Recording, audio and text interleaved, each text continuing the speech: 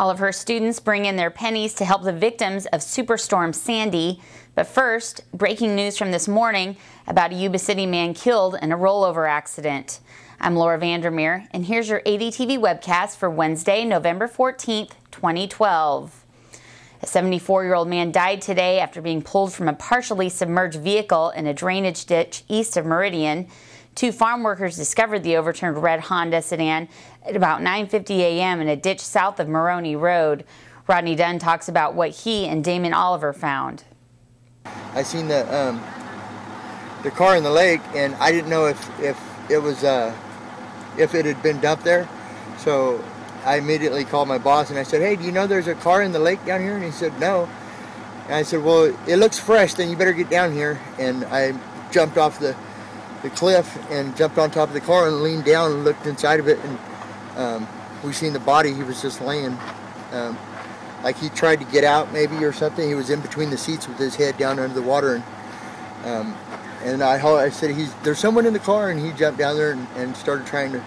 He got to the back door, and then I jumped off on the side and started trying to pull him out, and then I heard my boss coming, and I got up on the side and told him to call 911, and then he called 911, and we started doing CPR, my brother.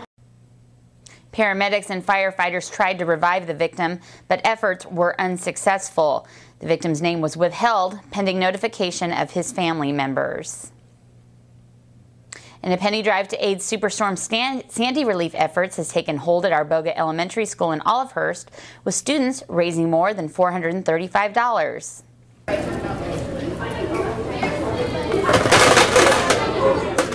We asked our fourth graders if they were interested, and they thought it would be a good thing to do a good deed, and so we decided if our fourth graders were interested, then the rest of the school would probably be interested.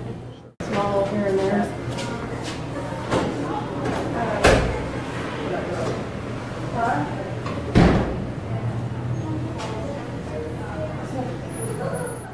And so older brothers are trying to sabotage younger brothers and sisters.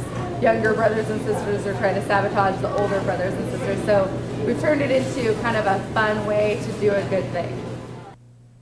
The competition runs through Friday. If you want to help out, please bring your donations by the school office located at 1686 Broadway Road from 7:45 a.m. to 4 p.m. And the benefit is taking place Friday for a 3-year-old Yuba City boy diagnosed with stage 4 neuroblastoma cancer. Andrew Raymond is currently getting chemotherapy treatment at Sutter Memorial Hospital in Sacramento. Andrew says Batman and Spider-Man are his favorite superheroes, and that Elmo's the best Sesame Street character. Andrew's father, Brian, and his mother, Sarah, take turns staying with him at the hospital. Brian's co-workers at Bi-County Ambulance will hold a spaghetti dinner fundraiser at Riverbend Elementary School in Yuba City on Friday. It starts at 6 o'clock. Please call 674-2780 for tickets.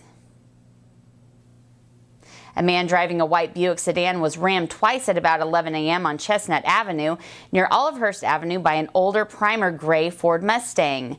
The victim was pulled to the side of the road when the Mustang rammed into the driver's side of the car today.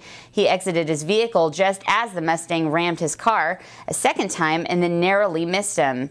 The victim ran away. A passenger from the Mustang then climbed into the victim's Buick and drove off. Deputies said the vehicles were last seen around Chestnut and Earl Roads. No injuries were reported in that carjacking. The license plate of the Buick is 3WD-T456. Anyone with information is asked to call the Yuba County Sheriff's Department at 749-7777. The South Yuba River Citizens League is taking a bigger step into the discussion over the future of Yuba River dams, filing a notice of intent to sue the U.S. Army Corps of Engineers this week over its failure to implement a National Marine Fisheries Service biological opinion suggesting the dam should eventually be removed. League members said their notice is somewhat a reaction to a similar filing last week by the Yuba County Water Agency, suggesting the biological opinion was severely flawed and should be revised.